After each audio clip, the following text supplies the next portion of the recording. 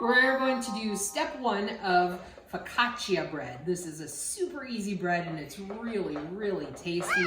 I have 2.5 cups of warm water that I'm adding to a bowl. And into that, I'm going to put some instant yeast. If you can't find yeast, go borrow some from somebody. A little goes a long way. And even if you think your yeast is old, it might not be. Throw it in some warm water and see what happens, okay? So we have 2.5 teaspoons of yeast, okay? Just settles right on top. Huh? Yep, but you can see already that mine is alive because it's already starting to get a little bit foamy. See that around the edges there? If it was dead, it would all just look like this and sink to the bottom. But mine is alive, and I know that because I know mine's pretty fresh. But even if you think your yeast is old, yeast doesn't really go bad. It's a fungus, it's alive, and it's just dormant. So it's kind of like hibernating. And when you add some warm water, it's gonna perk back up and wake up for the... And you like to store yours in the freezer? I do store mine in the freezer. Okay, so my yeast has been sitting for a little bit. As you can see, it's cloudy. It's not really foamy. I mean, maybe it's getting a little bit foamy, but don't expect like bubble bath foam. Just expect some cloudiness, I guess. So into this, we're gonna add some maple syrup and some sugar because I don't have honey. If you have honey, throw in a teaspoon, 2 teaspoons of honey. I'm gonna use 2 teaspoons of maple syrup. Shout out to Grace Van Sickle for this syrup, and Brendan Hannis also has provided me with delicious Fremont maple syrup. Best in the world. Best in the world, for sure. So I'm gonna use a little bit of sugar because the yeast needs to eat something, okay? So I'm doing about a teaspoon of sugar and 2 teaspoons maple syrup. Go ahead and whisk this together, bust up those yeast clumps a little bit. All right, so this yeast is alive and this bread is gonna work. This is a no-knead bread. You are not gonna have to even touch it with your hands if you don't want to. It should be a pretty wet dough, and it's gonna rise and bubble and get super fluffy. All right, we are going to add to this a tablespoon of kosher salt. If you don't have kosher salt, look up the equivalent of kosher salt to regular salt. I'm using a tablespoon. That's going right in there. And trust me, you don't want to forget salt in bread. It just does not taste right if you do. All right? Now, we are done with the whisk officially. We're going to move on to the flour. 5 cups of flour go in here, okay? And if you stir your flour up a little bit first, it's going to be nice and fluffy, and that's a better way to measure, is to put it into the cup like this and then level it off. I'm putting 5 cups in, and I don't have that kind of patience. So I'm just gonna stir it and then scoop carefully.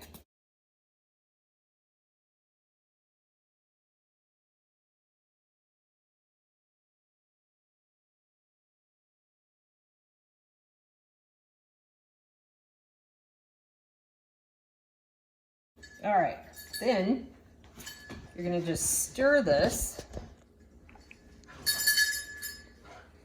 until it comes together in kind of a wet, messy dough.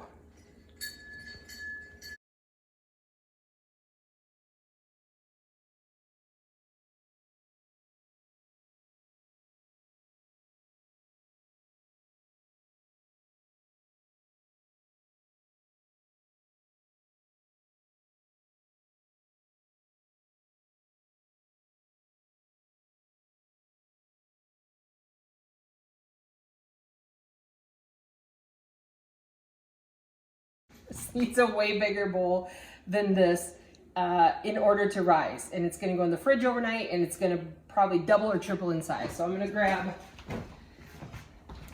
this bowl, and into that bowl, we're going to add 4 tablespoons of olive oil.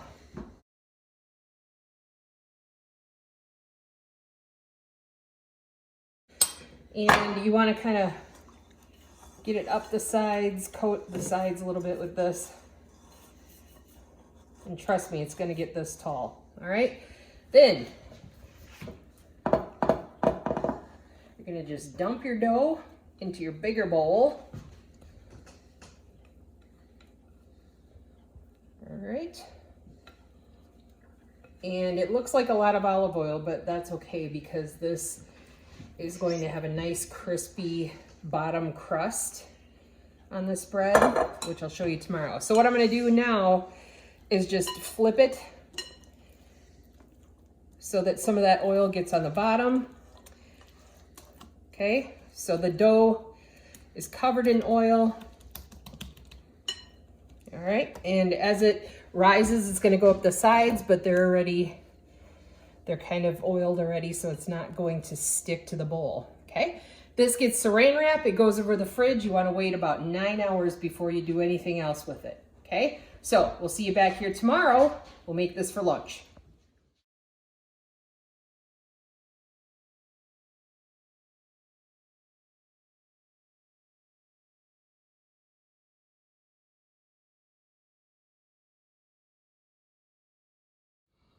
All right, welcome back. It is the next day at about 10:30. So this dough is about 12, 13 hours old or so. And I just want to show you how much it has risen. Look at that, it's up to the top. So make sure you use a big, big bowl when you make this. It's going to be really poofy. See all that air coming out? That's what yours should look like, okay? So for this next part, it has to sit in the pan that you're going to bake it in, and for an hour and a half, it's going to rise. Now, my house is a little bit cold because we're in that weird time of year where it's not spring, it's not summer, and it's kind of winter, depending on the time of day. So I'm going to put mine in the oven, and I'm gonna set my oven at 175 degrees because that's the lowest that it'll go. Okay, 175 degrees for until it preheats, and then I'm going to turn it off. And once I have it off, it'll give it a nice warm place to poof up again. Okay, so the next step I'm going to do is take a baking sheet and butter it like crazy. All right, so I've buttered my pan with tons of butter, specifically focusing on the corners, making sure that they are nice and buttered up. This is going to make sure your bread doesn't stick.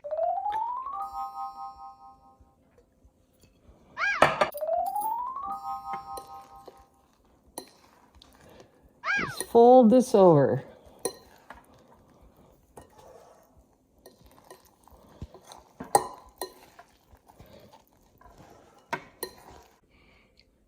All right, so I plopped it out in the pan, and all the other oil that was in the bottom of the bowl came with it. So we have oil in the bottom that we put in the pan, and then oil that's gonna be on the top here. Now I'm gonna try to spread it out all over the baking sheet, and I'm gonna turn off my oven so that it can cool off just a little bit. You don't want it to bake in there, you want it to poof up and rise. So we're just giving it a nice, safe, warm place to do that. See how the dough is kind of coming away from the corners? I've stretched it out and then it springs back. You stretch it out, it springs back. As it rises, it's not gonna do that anymore. So you'll know it's done when you can put your finger in here and make like a little dimple. See how these are kind of springing back a little bit? It's not ready. So once it poofs up a little bit more and you put dimples in it like that, which is part of the process, it's kind of fun, you'll be able to tell that your dough is ready because it won't be as willing to stretch back away from you and go back to its form.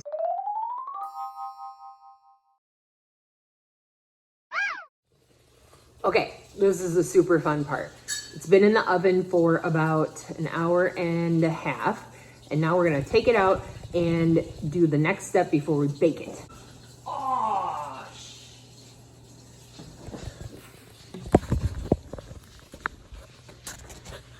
Okay, well, sometimes your dough might get a little big. Whew, that's gonna be a mess. So I'm gonna do a little quick cleanup and we'll be right back.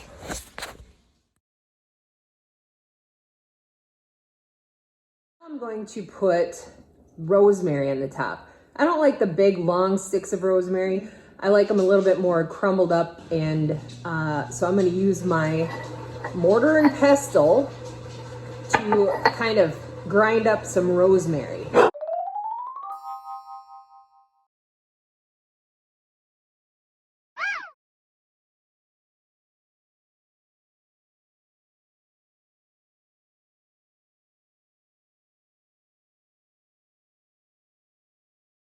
This is the really fun part. Even since I took it out just a few minutes ago, it's poofed up again. And this time, what you're gonna do is make it really look like authentic ciabatta bread, okay? And how you do that is like this. Put a little drizzle of olive oil on the top, and then you play it like a piano. Boom, boom, boom, boom, boom, boom. Just like Mr. Rogers said to do on that movie.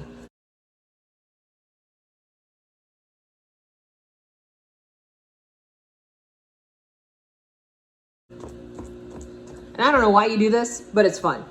This will be your most favorite part, I promise. Now we're gonna use our rosemary, and I'm going to put some of this on. This is my favorite seasoning from Penzeys Spices. It's got some salt, shallots, chives, garlic, onion, and green peppercorns. So I'm just gonna sprinkle this on.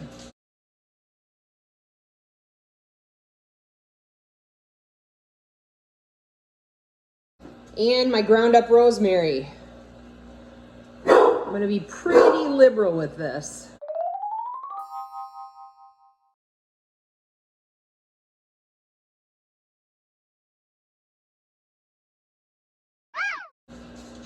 And my oven is almost preheated. Boom. Should look like that. Woo! Uh-oh. It's a little bit slippery with that olive oil underneath. Okay, so as soon as the oven is hot, pop this in. This is gonna be a nice fluffy bread full of air pockets. The dough is really light and really good. The olive oil on the bottom is gonna give it a nice crispy crust, and then we put more olive oil on top, also a nice crispy crust.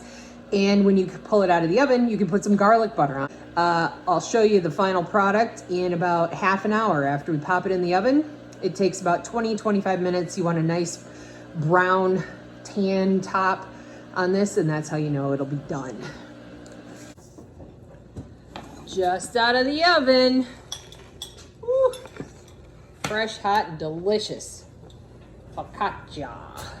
Okay, in here I have melted some butter. I threw a little garlic powder in it, and I'm going to spread this on. Give it a nice little salty, crispy crunch. This is gonna sink in, soften up that top a little bit so you don't destroy the roof of your mouth too bad when you're eating it. Oh, this is so pretty. And you wanna eat it hot. This is all baked inside. It's baked all the way through. You'll have a nice, beautiful, hearty bread to eat with homemade tomato soup or some Italian food. If you have spaghetti or lasagna, this is a great option. All right, I'm excited to cut myself a piece of this. Enjoy. Thanks for watching.